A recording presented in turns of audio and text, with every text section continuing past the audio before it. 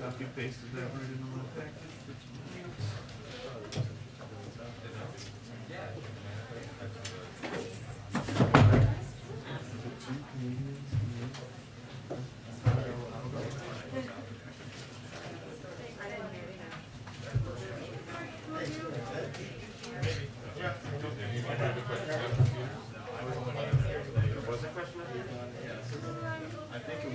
On the ground, I guess.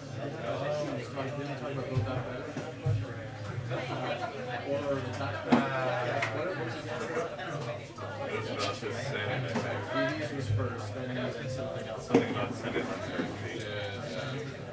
The answer is I don't know, and I don't know what we're going to be dealing with quite frankly. But I think he was talking about the tax credits. It has to be on the There were two questions about the, two committees.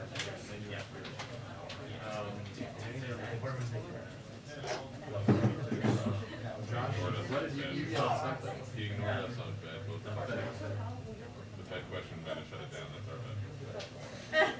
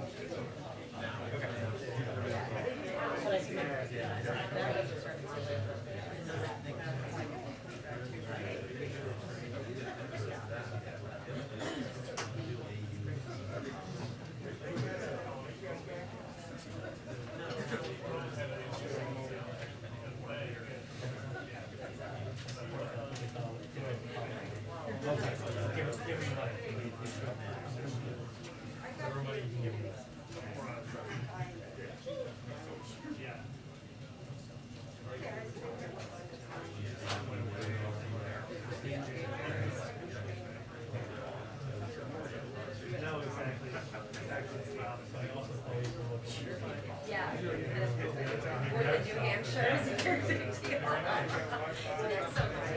This is 50 years. You just sit there and right. You're gonna like meet students or like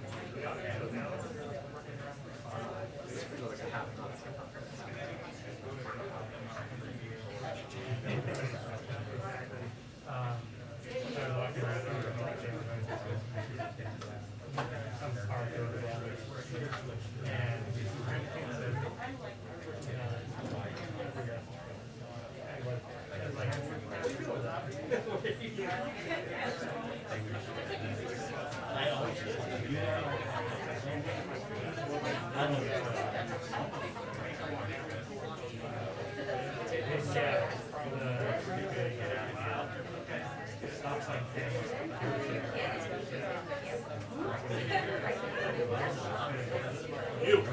Yeah. Telling us. He's gonna talk. Well, it's probably true.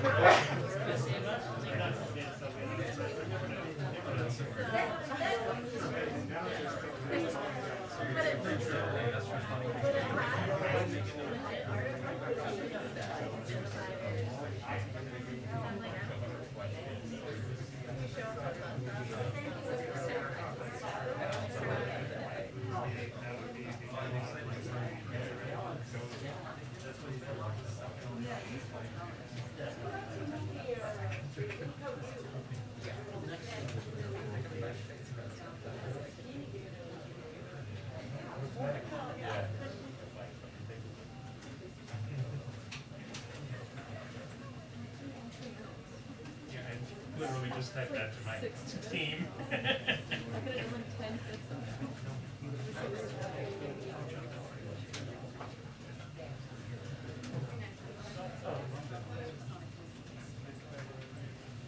Sorry, this is my. Oh, sorry.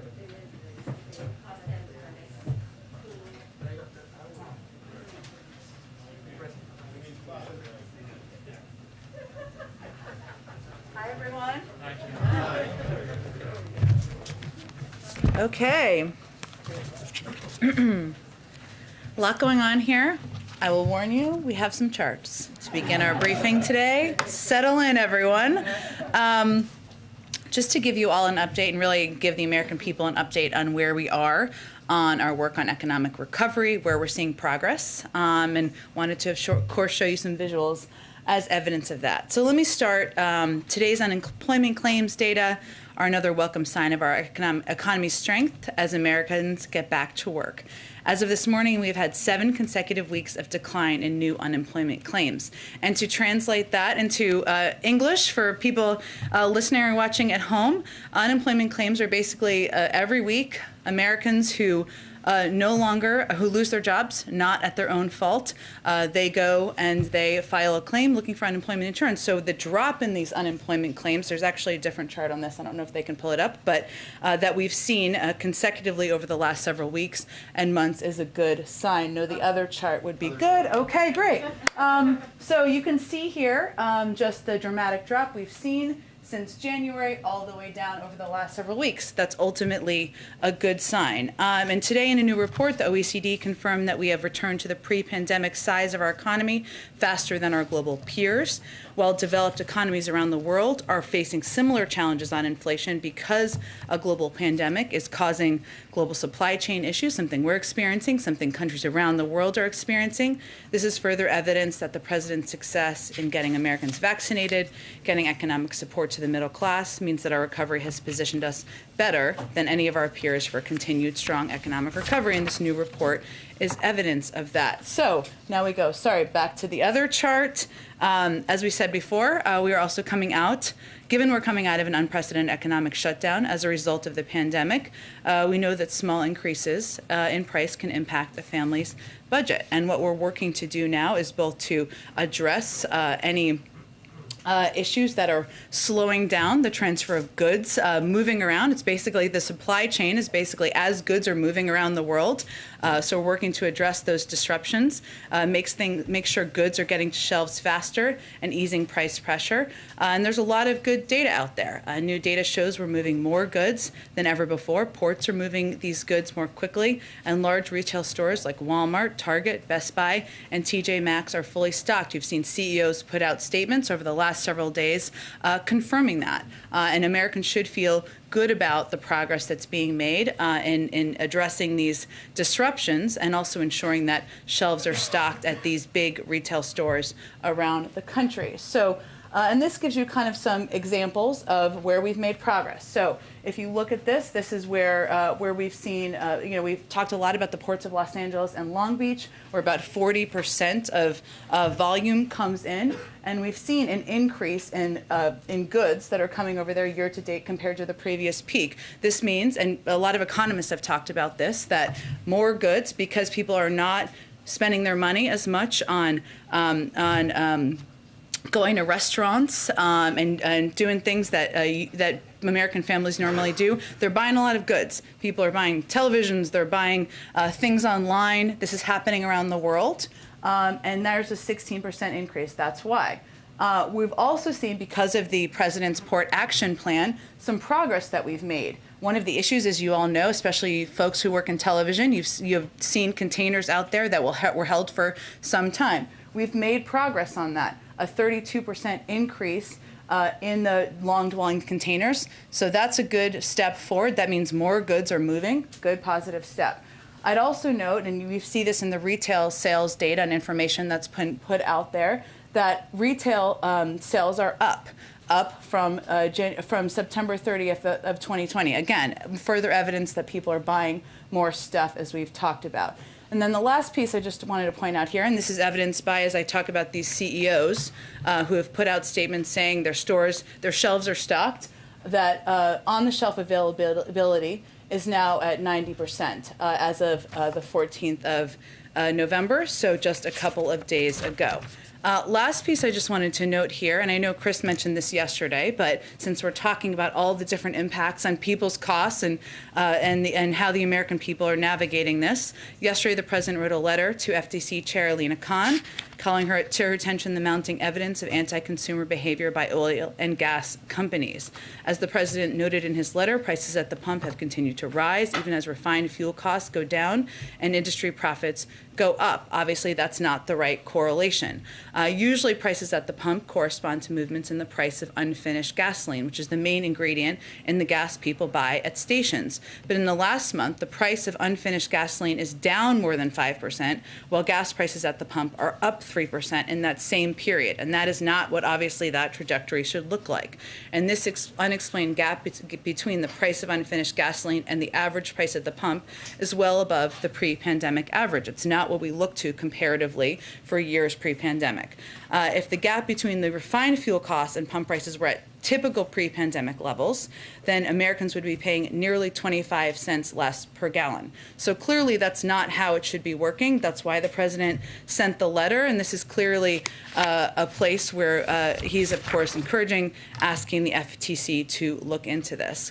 I'd also note, one of the last things I promised, just lots going on, we're also hosting a meeting of governors and federal and state officials on the front lines of helping families address home heating costs this winter. That's something that, especially in the Northeast, colder parts of the country, other parts where energy costs have been higher, has been of concern and an issue. The focus of the meeting will be on deploying unprecedented resources provided by the American Rescue Plan, including more than doubling funding for low-income home energy assistance programs, LIHEAP, as many call it, although we hate acronyms around here, as well as emergency rental assistance that can be used for utility bills. There are a lot of states and governors who've already done this with their state and local funds, but this is something that we are going to play an aggressive role in working with governors to help implement, to make sure that lower income families around the country are able to afford their heating this winter, and we're also working with utility companies to help address that as well. I have a couple other things, but I'm going to stop there because I just want to get to your questions. Go ahead. Okay, thank you. The President just now, to Peter's question about the upcoming Beijing Games, said that when Peter asked if diplomatic boycott was under consideration, he said it was indeed something we're considering. Could you just explain what a diplomatic boycott would mean? I'm assuming that doesn't mean athletes. It means something narrower. And then secondly, coming so soon after the meetings with President Xi, what does that say about the meetings this last week? Were they not constructive, that the President would be considering this big move? Sure. Well, let me take the second question first. It doesn't say anything about the meeting. They didn't talk about the Olympics during the meeting. It wasn't a topic that was discussed during the meeting. I would note that we've said from the beginning of this administration, as it relates to how we engage with China, that we see it through the prism of competition, not conflict. That is our objective, that the President is going to raise issues where he has concern, and he's going to look for areas to work together. And his lengthy 3.5-hour meeting the other night was certainly a reflection of that. Both areas where we could work together and areas where we have concern were raised, as you all know from the readouts following the meeting. But there are areas that we do have concerns. Human rights abuses, you've seen not just in words we've used, but certainly in actions we've taken at the G7 and other sanctions, that we have serious concerns about the human rights abuses we've seen in Xinjiang. And certainly there are a range of factors as we look at what our presence would be. So I don't have any other update for you, Amr. I certainly understand the interest, but I want to leave the President the space to make decisions. Is it possible that you could just at least broadly, because I'm sure a lot of Americans that are interested in the upcoming games and a lot of athletes want to know what that could potentially mean, what diplomatic boycott entails? I certainly understand that. I just don't have an update on where what our presence will be. And then, does the White House have any reaction to Oklahoma informing National Guard members there it doesn't need to abide by Pentagon vaccine rules? Sure. Well, First, Amr, of course, the Department of Defense is the appropriate place, but let me, since you asked me the question, what we're talking about here and why there are requirements in place for members of our nation's military, including National Guard, is we need to ensure that we are really ready no matter what to protect the United States.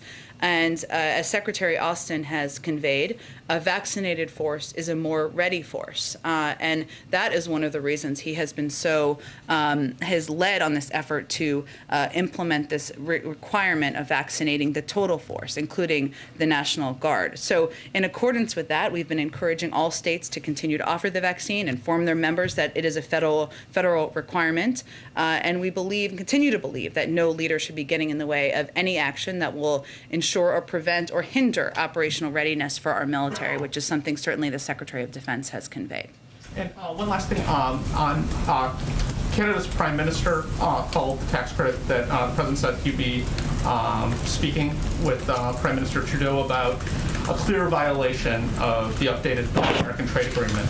Does the White House have any response to that? We don't view it that way. I think it's safe to say. I would say that in our view, Amr, the electric vehicle tax credits is an opportunity to help consumers in this country. It's not the first time that there have been incentives and tax credits to help consumers, lower prices for consumers, help incentivize a move towards a clean energy industry, something that is good for our climate. Certainly, yes, good for businesses here in the United States, something that will help create good-paying union jobs in an industry that's already starting to head that way, but it's something where consumers would benefit.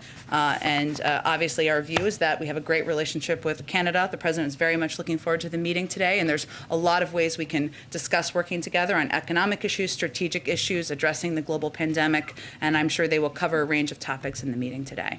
Go ahead. So a couple of questions about bilateral relationships that are not in focus at the White House today. Okay. So first, you were talking about gas prices. So I wanted to ask you about Saudi Arabia. It's a country that Secretary Blinken has described as one where you have a very strong relationship, and yet they have time and time again resisted, refused your calls to increase oil production. Would that ever hurt your bilateral relationship? Would you ever punish them for that? Would you ever change that relationship as a result of that? Well, I certainly don't want to make a prediction of that from here, but I will reiterate that we have raised with OPEC member countries, including Saudi Arabia, even though we're not a member of OPEC, the need to ensure that there is available supply out there on the market. I think the reason why I led by talking about the FTC letter is because as we've seen the price of global price of oil come down, we haven't seen the price of gas come down. So there also is a responsibility for oil companies here in the United States and elsewhere to make sure that they are not gas gouging consumers across the country. Okay, one other, on Iran, there's been some reporting that the administration has been privately floating with allies the idea that you might give some sanctions relief or come to some kind of interim deal in order to get those nuclear negotiations off to a good start. I know that your public position thus far has been that that is not something that that you're doing. Would you ever consider that? Is that something that you would ever consider doing to get those negotiations started? I'm not aware of any change in our position or approach to the negotiations. Good. Thanks, Jen. Whose decision was it to break with tradition and not hold a formal press conference after the trilateral summit today? Was that something requested by the Canadians or the Mexicans, and why? Well, I would say first, I don't think it's as scandalous as that in terms of the backstory. Just to preface, there hasn't been a North American Leaders Summit since 2016. So when we're talking about precedent, just to be clear, we're talking about prior to that. The president very much, of course, was looking forward to hosting Prime Minister Trudeau and President Obrador at the White House today. I would note that in the last 3 weeks, the president has hosted 2 press conferences, 3 if you count the one after he announced the signing of the bipartisan infrastructure bill, where he took a number of questions. He's also, including today, he's taking questions from reporters a total of at least 10 times this month. There's a change in schedule as things move around, as they sometimes do. As you know, he signed 3 important pieces of legislation today, important for law enforcement, that had broad bipartisan support that moved everything later in the day, and schedules change and adjust, but you saw him take questions just a few minutes ago. Mexico, coming into this meeting, said that it's seeking access to more vaccines. Is that something that the president is planning to promise today? Well, I know part of the preview that we did last night, they talked about how, and certainly we'll do a written readout once these meetings conclude that will be more detailed, but how obviously COVID and addressing the COVID pandemic will be a part of the discussion. Now, a big part of that coming into the meeting from our perspective was the fact that we had lent or provided vaccine supply to Mexico and Canada, and we wanted to talk to them about providing that supply broadly into the region, something that would obviously be up to public health officials. In terms of what they may request, I can't speak to that, but certainly we're going to continue to play a role in addressing the global pandemic. And then very quickly back to the question about the Chinese Olympics. Is there a timeline for when the White House would decide about a diplomatic boycott? Is it weeks? Is it months? Would you make a decision closer to the actual date of the Olympics? I certainly understand the question. I just want to give the national security team and the president space to make the decision, so I can't give you a prediction of a timeline.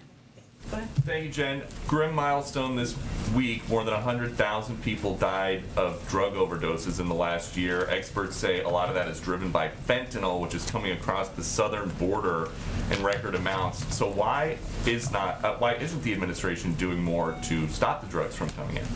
Well, first I would say that the president is meeting with the president of Mexico today, as you know, and that we work with Mexico every day to disrupt transnational criminal organizations, which are responsible, as you know, for the majority of fentanyl, heroin, and methamphetamine entering the United States, as well as spreading violence and insecurity in Mexico. So during the summit today, we certainly expect that discussing this topic, our joint goals to combat transnational crime and terrorism, the movement of these type of drugs across the border will be part of the discussion. And when it concludes, we'll provide a readout.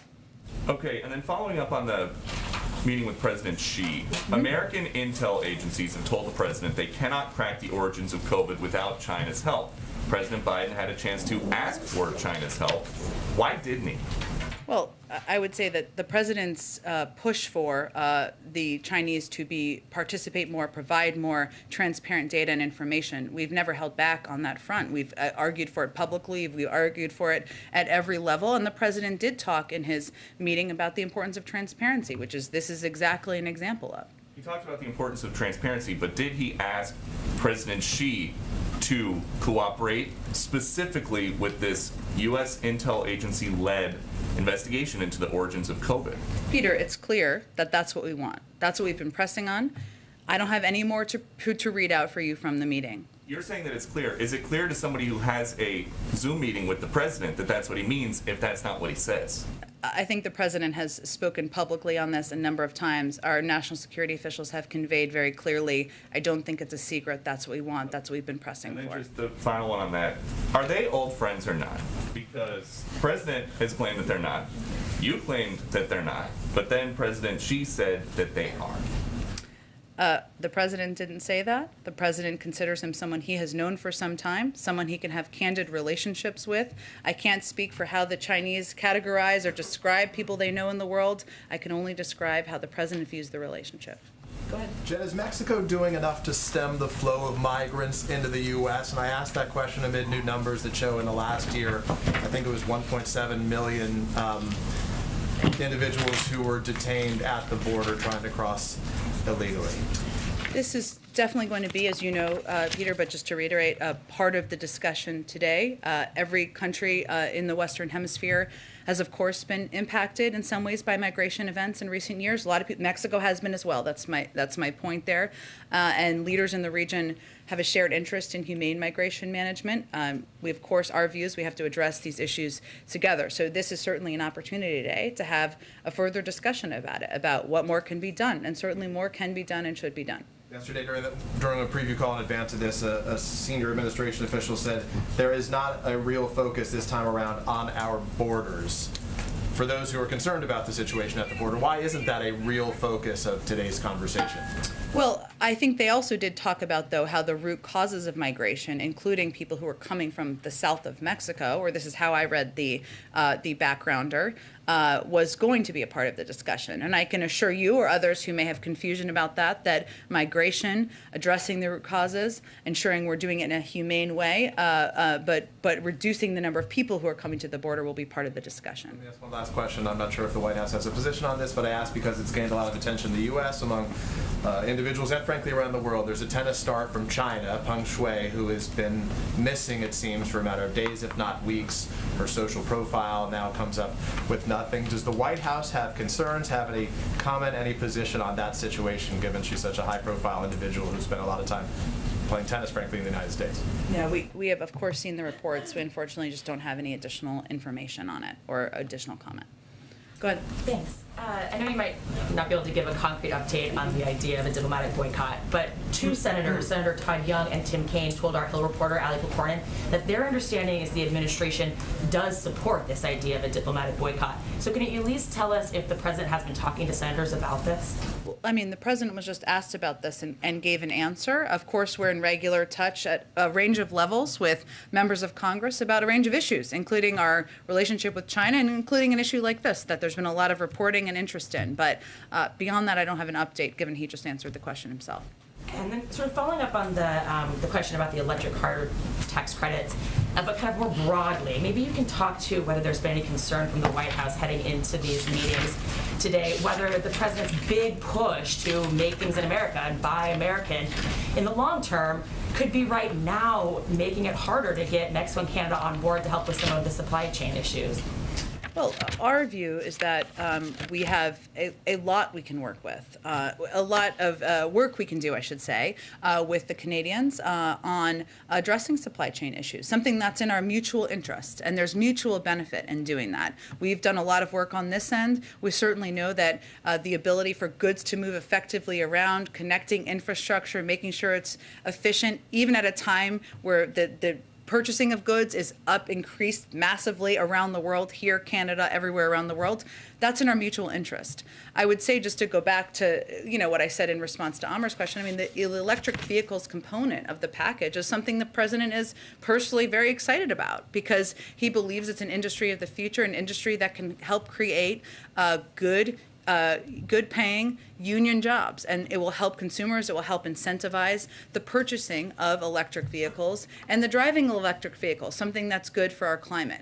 But all diplomatic relationships have areas where there might be tough topics to discuss, where people have concerns they raise. That's the purpose of these in-person meetings.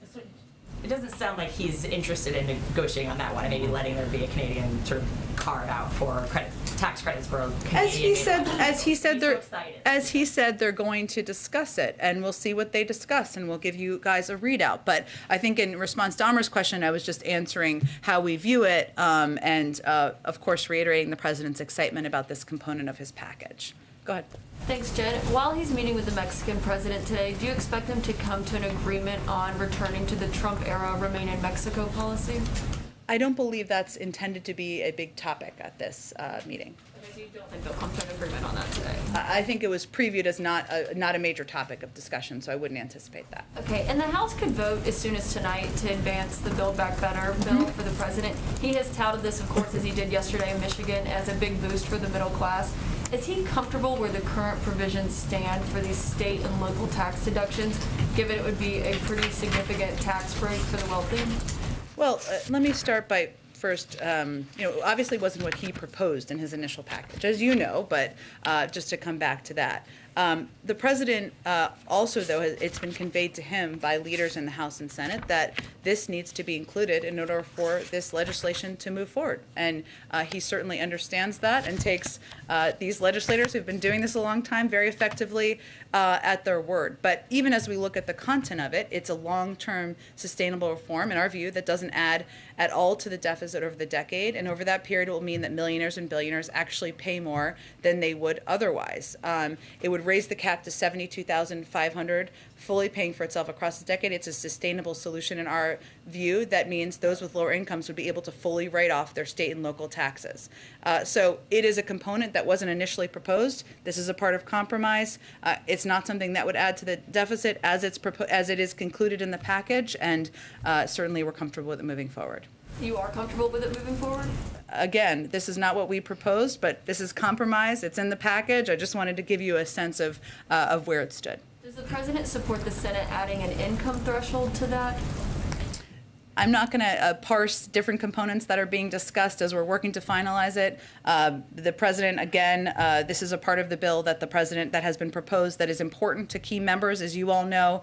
That's why it's in the package. The president's excitement about this is not about the SALT deduction. It's about the other key components of the package, and that's why we're continuing to press for it to move forward.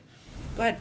Thanks so much. In regards to the supply chains, I wanted to ask how serious is the administration considering the option of nearshoring, creating incentives to encourage some manufacturing to move from China to Mexico, for example. So far, the focus has been on, as she was saying earlier, Buy American policies. Is nearshoring one of the things the administration is taking seriously?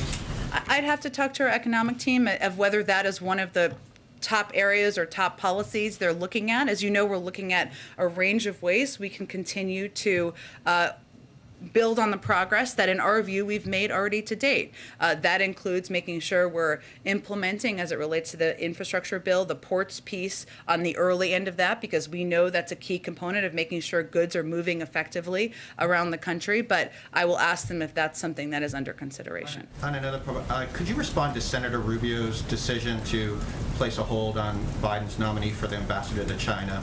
Obviously a key position.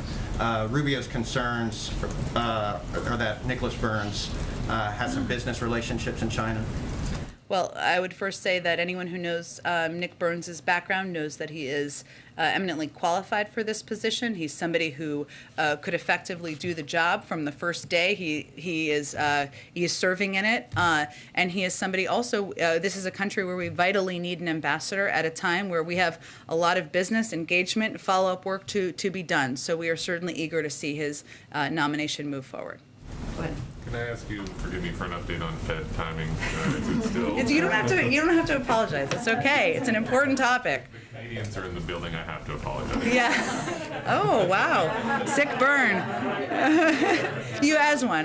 Built into the DNA. Yes, built into the DNA. Next is Thanksgiving as well for the chair. Still? It still remains, as Chris said yesterday, that he intends to make a decision in advance of Thanksgiving, and hopefully all of you financial reporters can rest easily with your turkey and mashed potatoes or whatever you like to eat, that you don't have to be chasing it by then. Is that an announcement that we can expect to be for the other open positions, or is it just the chair that he's going to? I don't have an update beyond that, but I think you can certainly expect the nominee for that he will make a decision and will have more to say before Thanksgiving on the chair. And on the SPR, you discussed with President Xi the notion of jointly releasing reserves. Can you say whether you've had discussions with other countries about whether the U.S. would consider a joint release of oil reserves? So the president, we have national security members of the national security team, I should say, have discussed with a range of countries, including China, as was noted in the readout, the need to meet the supply demands out there over the longer term as well. I don't have an update. I know you weren't exactly asking about China, but about that. But that is an ongoing conversation and one we're having with a number of partners. Can you list any of those countries? I don't have additional details. I will see if there's more we can provide. Not in a quiz way, but Right. Whatever you say, country, and I'll wink or not. I don't know. And finally, reconciliation, debt limit. Schumer and McConnell are meeting on that today. Does the White House think reconciliation is the best path forward, or do you prefer another path on raising the debt limit after Secretary Yellen's timing that she provided earlier this week? Yes, and for others who didn't see it or may not watch it as closely, Secretary Yellen put another update letter out there giving kind of a rough timeline of around December 15th of when we would have more questions about whether we could pay our bills at that point. Our view is that it has been done 81 times, if I'm getting my math correctly, through regular order. We saw that happen a few weeks ago. That is certainly our preferred path. We think there's no reason to fool around with the faith and credit of the United States, and that's certainly what we're going to continue to press forward on. Go ahead. Back on EV tax credits, it's not just the Canadians that are upset. Tesla is upset. Toyota is upset because the bill, as it's written in the House, would give a leg up to the companies that happen to have contracts with the UAW. How committed is the president to keeping that provision in the bill? The president is pretty committed to the bill providing good-paying union jobs. The president seemed to say this morning, I think I heard him say, that he would take questions after he meets with the leaders today. Do you know more what we can expect in that regard? Well, he just took questions a little bit ago, so we'll see what the end of today looks like, and if the president wants to take questions, that's certainly his right to take questions. Should we expect a press conference tonight or tomorrow? I would not expect, no, but you can take questions, you can ask questions in any format, right? I don't think you need a formal embroidered chair for it, I don't think. We would like a press conference. Okay, go ahead. Ben, on immigration, several Democratic lawmakers, outside groups, administration officials have told us they don't think that the administration has a cohesive immigration policy, and that's contributed to the higher numbers, the record numbers that we're seeing at the border. Do you think the administration has a cohesive immigration policy, and how would you characterize it? We do. We have a bill that the president proposed and put forward on his first day in office. We believe there not only needs to be a more fair system, a humane system, but we believe there needs to be a more effective asylum processing. We believe there needs to be smarter border security investment, and we believe that there needs to be more done to address the root causes. That is all a part of the president's proposed legislation, and we are eager to work with anyone in the House or Senate, Democrat or Republican, who wants to work with us on moving forward on long overdue immigration reform. In the meantime, the legislation is stalled in Congress. In the meantime, do you think there's a cohesive strategy that the White House is implementing based on just executive actions and what you guys do at the border in trying to control the numbers? Well, again, I would note that those who may be critical could be a part of the solution in working together to address what we know is a often cyclical challenge of people coming, larger numbers of people coming to the border. Yes, increases more recently, but we've seen it in the past as well. And as we see challenges in processing at the border, that is not going to be solved with a short-term solution. We need a longer-term solution. So I would note that we have seen progress as we look at numbers over the course of time, month by month, but we need a longer-term legislation, comprehensive reform put in place, and we welcome the interest of anyone to work with us on that. Plan to attend the World Economic Forum in Davos? I don't have any travel or anything to preview for early next year. It now feels like it's coming soon, even though I long felt like it was long ago. So no plans to preview, but if there's anything more, we're happy to update you all on that. Go ahead. Hi, Jen. What is the president's reaction to the DHS Inspector General's decision not to investigate the horseback patrol incident in Del Rio? There's still an inquiry by the Office of Professional Responsibility, but there's not an announced timeline for its completion. The president in September said there would be consequences. Secretary Mayorkas said an investigation would turn around in a week. Were the president and secretary too hasty in those remarks? I know the secretary spoke to this, I think, yesterday, and I would just point you to his comments. I don't have an additional comment from here. Go ahead. Jonathan, you're in a different spot. I'm adjusting. Different viewpoint. Thank you. Two questions for you. Does the White House have any reaction to today? The governor of Oklahoma called off the execution of a death row inmate, a Julius Jones, just hours before he was to be killed. It's a case that attracted a lot of attention from activists, students in the state. Mr. Jones instead will be given, he was sentenced to life imprisonment without the possibility of parole. Well, the president has made clear over time that he has grave concerns about whether capital punishment as currently implemented is consistent with the values that are fundamental to our sense of justice and fairness. And certainly as looking at a case like this, you reflect, and I think he and we all reflected on his point of view or his view and his policy position in that regard. And I'd note for us on a federal level, the Attorney General's halted executions at the federal level.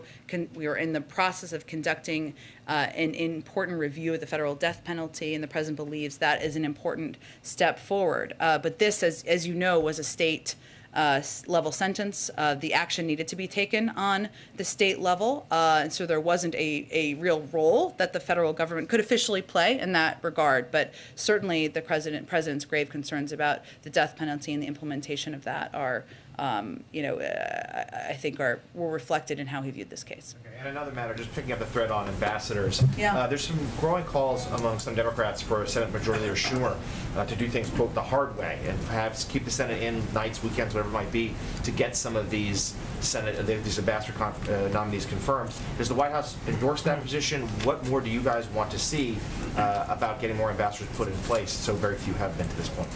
Well, one thing that could happen, if, just to go kind of full nerd Senate process here, is that a lot of these nominees, as you've seen not everyone, but many of these nominees, ambassadorial nominees, eminently qualified nominees, end up passing with a vast majority vote. I mean, Democrats and Republicans.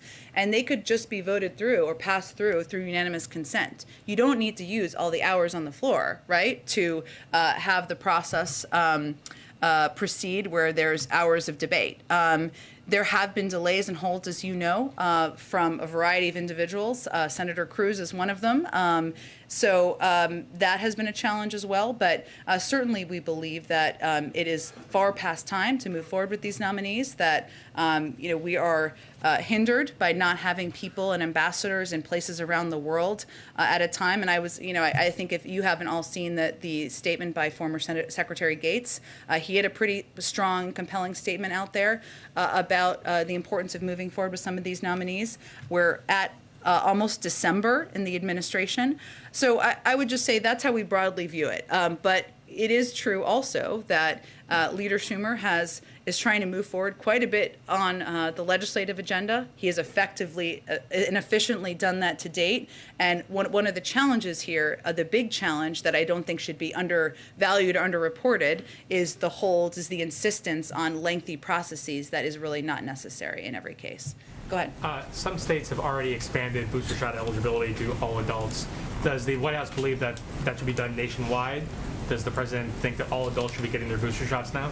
Well, there's a process that is underway, as you know, and we've said from back several months ago that once the FDA and the CDC approved boosters for individuals over a certain age, or once it goes through the process to approve it, we'd be ready with the supply, and we'll be ready with the supply. But science first, data first, so we'll wait for the process to proceed. Concerned about the rising numbers going into the holiday season, into the winter. We're seeing numbers tick off across the country right now. What are the White House's plans to deal with that? Well, we're continuing to implement vaccination programs, of course, across the country. We have been encouraged by some of the numbers we've seen in terms of the uptick of people who are eligible, who are getting their booster shots. About 30 million Americans have done that to date. Obviously, more than that are eligible.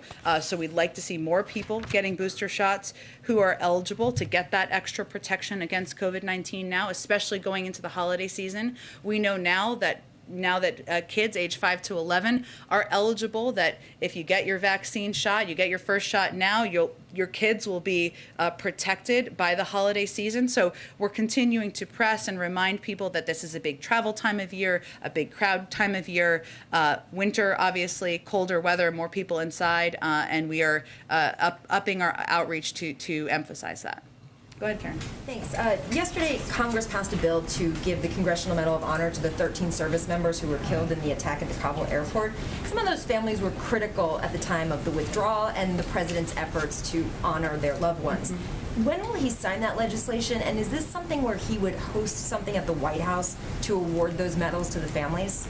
Well, first let me say that the president doesn't look at the loss they had or the grief that these families endured through the political prism. And some of them were critical. They have every right to speak publicly about their points of view. That continues to be his viewpoint.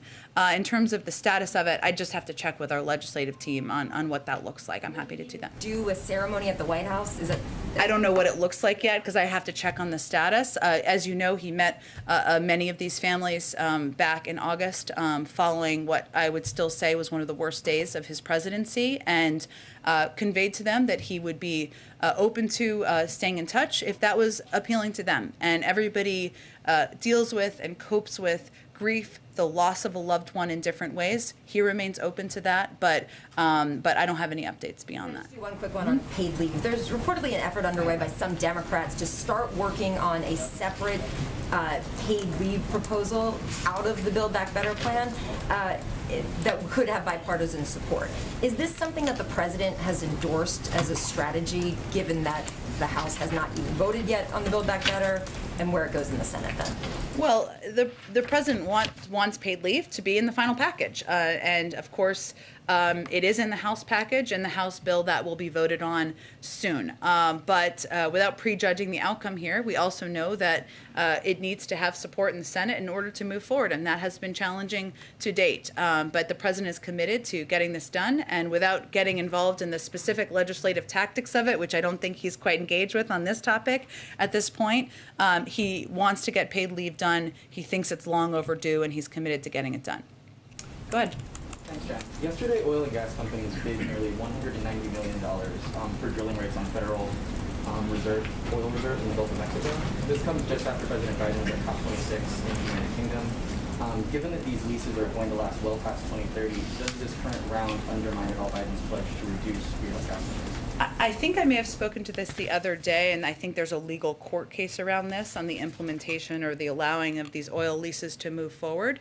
But I would say, so I would refer you to those comments. Go ahead, Kate. How do you have a summit where migration is one of the major issues without bringing up a policy like Remain in Mexico? Where does the White House think the proper forum for that is if it's not one like this? Well, as you know, there's legal ramifications around this and legal discussions around this. So I think that's part of the reason it hasn't been intended to be a major focus of discussion, but certainly migration will be, as will every steps that can be taken to reduce the number of people who are coming to the border, coming from Central America through Mexico, and we believe we can do that in a cooperative manner. And one on Vice President Harris. What is the strategy behind her having her own separate set of bilats today? Will she be focusing on different issues with each leader? I'm just wondering what the thinking is behind that. I don't think that's historically uncommon when leaders come to the United States to have meetings with the Vice President as well as the President. Certainly there are overlaps of discussions, but it gives them an opportunity to have high-level engagement while they're in the United States with both the President of the United States and the Vice President of the United States, something we certainly think sends an indication about the value we place in these relationships. Go ahead. Thank you, Jen. There's a growing sense among world leaders and others that on foreign policy, President Biden is markedly different from former President Trump on tone, but on substance, in some of the ways, it's very similar and not that different than Donald Trump's America First policy. So in light of today's bilats and trilats, I just wanted to give you a chance to respond. Like, what are their examples? So, for instance, the Canadian Chamber of Commerce told Politico today, President Biden has doubled down on some of Trump's policies and in other cases taken actions that are directly against Canada's interests. I think the two main areas would be trade and immigration, and then a little while earlier on the submarine kerfuffle with the French foreign minister said this is brutal, unilateral, and unpredictable decision. Reminds me a lot of what Mr. Trump used to do, and I can get you more examples. Sure. Well, look, I would say I'm not sure those are that specific, and I've already spoken to the electric vehicles component. I think it's hard for any analyst to look at the president's approach to re-engaging with allies around the world, which is something that has been front and center to the president's approach to global engagement, to rejoining the Paris Climate Agreement, to acknowledging that climate is one of the biggest crises we face around the world, to ensuring that we are working to promote human rights around the world, freedom of press around the world. I think the list of differences is probably a laundry list, and the list of similarities probably fits on the back of a tiny napkin. One last tiny question. On the diplomatic boycott of the Olympics, can you give us any sense of a time frame for when we should expect that decision? I don't have a time frame to give you today. Ashley, obviously the Olympics are in February, and I want to give the president and the national security team a little space. But as any updates are there to provide, we certainly understand the interest and we'll provide them to all of you. Go ahead. You talked about the letter the president wrote to the FTC. How fast does the president expect that letter to bring down gas prices? Well, I think what we're looking at here is highlighting and elevating an issue that should be pretty apparent to people across the country. And I would note, since you gave me the opportunity, that in the letter, the president also noted that the two largest oil and gas companies in the United States, measured by market capitalization, just to speak your kind of language, are on track to nearly double their net income over 2019. So just to give you a sense, they're set to earn $32.9 billion this year. In 2019, the two companies only earned $17.2 billion in combined net income. And I would also note that BP's CEO said, while announcing an additional $1.25 billion share buyback earlier this month, quote, "When gas prices are strong, this is literally a cash machine." So that's noted in the president's letter. This is a letter sent to the chair of the FTC. They are, of course, independent. They make independent choices. I would note that in a previous letter that was sent related to concerns we had about oil and gas mergers, they responded, obviously, and there have been reports out there. I would note a Reuters report out there that showed that this had an impact on oil and gas mergers. So I can't predict for you. I understand why you're asking, but given the independence of the FTC, I would point you to them. But certainly we see this discrepancy between the price that is coming down as it relates to oil and the price of gas is concerning. So any consideration to reversing some of the policies that have led to this, maybe reconsidering the Keystone Pipeline as the Prime Minister of Canada is here? Well, I think the problem with that argument is that the Keystone Pipeline isn't even really functioning. I mean, it was only partially built. It isn't even really functioning. So suggesting that changing that would lower the price of gas, I don't know that that makes substantive sense. Well, but the market looks out, and they look at where it will be in the future, and canceling the Keystone Pipeline, not allowing other pipelines to go forward, or challenging other pipelines might reduce or cause some concern in the market. Well, we look at every pipeline on an individual basis. The president made the decision when only about, I think, 8% of the pipeline had been built not to move forward as we looked at the environmental impacts and weighed them with the economic impacts. And the decision was certainly made. So there's a range of options on the table. I unfortunately don't have anything more to preview for you today, but certainly lowering the cost of gasoline, something that people around the world, as you know, are experiencing, not just here in the United States, is of utmost concern and a priority to the president. A Canadian day. Thank you, Jen. Two quick questions. The first one, I just want to follow up to the previous question. Trade protection policies are perceived as just as intransigent, this administration, as Trump's policies. How do you distinguish them? Give me more information. In what way? You're talking about the electric vehicles component? For instance, lumber also, the same attitude is adopted by this administration as by the previous one. On lumber, in which way? Are you talking about tariffs or what specific component? On tariff, and how difficult it is for Canadians to access the American market or favor the Americans. I understand that the president is fighting for good middle-class jobs, as I keep repeating, but it's good middle-class jobs on the other side of the border that are killed by this attitude. Well, I would again reiterate a little bit of what I've said before. One, they're going to have a discussion about all of these issues. And as you've seen, the Prime Minister Trudeau and his delegation, as you know from reporting on them, will certainly raise this and other issues in the meetings. And we'll do a readout of that, as I'm sure they will do a readout of that. But the President's view continues to be that ensuring that investing in the electric vehicle industry here in the United States, something that helps consumers by lowering the cost of electric vehicles, making them accessible by dramatically lowering the cost of purchasing an electric vehicle by I believe about $12,500, makes it accessible to people in this country. That's also good for our climate, something we very much agree with Canadian leaders on, and the need to take steps on here in the United States as one of the world's biggest emitters. So that's a part of the discussion too. So I would say, again, that I think there are far more differences across the board, and I think probably people from the former president's team would probably agree with this as well, and their approach to foreign policy, then there are similarities. But this is an area where the president believes good paying union jobs is important to our market here, but also that investing in a clean energy industry that will help create jobs in the future is imperative. But lots of work we can do with the Canadians. And it's been a month now that 16 Americans and 1 Canadian were kidnapped in Haiti.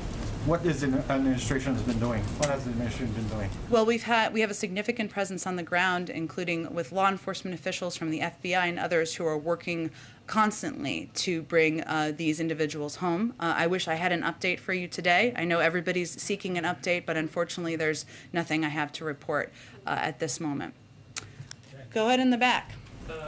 So Russia said that recent conversation between National Security Advisor Sullivan and his Russian counterpart Patrushev was part of preparation for next contact between Presidents Biden and Putin. So are you planning such a meeting or a phone call, and are you satisfied with the results of the Geneva summit, given the current situation around the tensions around Ukraine and the situation on the Polish-Belarusian border? Well, as you noted, we have held discussions with Russian officials about Ukraine and U.S.-Russia relations recently. And as we announced yesterday, the National Security Advisor spoke with the Secretary of the Russian Security Council about regional and global matters of concern. I don't have anything to preview for you in terms of an additional contact or call or anything like that with President Putin, but certainly after their summit earlier this summer, we agreed there would be continued levels of contact and engagement at a high level, and that has proceeded since that point in time. Is that right? I am not ruling out that the President of the United States will speak with the President of Russia at some point in the future. True. Go ahead. Oh, well, I was going to go right behind you because today is also a Mexico Day. Thank you. The North American Leaders Summit has many subjects on the table. Energy, you said organized crime, of course COVID, and certainly USMCA. In all of these areas, what does the United States government needs to see to consider this summit successful, especially in terms of the Mexican government? Do you expect any agreement today, and in which areas? Thank you, Jen. Sure. So, you know, at the bottom line is today is an opportunity to resume a level of engagement with the Canadians and the Mexicans in their leadership, at the leadership level, that had been stalled for 4 years, hadn't happened since 2016. And it's an opportunity to build on discussions that these leaders were also a part of, whether it was the G20, COP26, in different capacities. So today is an opportunity for leader-to-leader engagement, have a discussion about a range of challenges we all face, whether it's improving vaccine distribution and pandemic preparedness, something that is certainly on the minds of all leaders, strengthening North American supply chains, enhancing competitiveness, concrete actions on reducing methane emissions, follow-up to the COP26 summit, and developing a regional compact on migration and protection for the Americas. In terms of what will come out of here, we'll have, the meetings have a couple of more hours, so I'll let them proceed before I preview that, but certainly the President was looking forward to the opportunity to engage face-to-face, have discussions about these important, vital issues with these leaders. Shelby? Okay, and then we'll do Shelby, last one. Thanks. OSHA suspended its vaccine implementation and enforcement because of a court order. Given this update, is the administration still urging businesses to move forward with the president's vaccine and weekly testing rule? And are you still working off of that January 4th compliance deadline? We are. Let me be very clear. Our message to businesses right now is to move forward with measures that will make their workplaces safer and protect them, their workforces from COVID-19.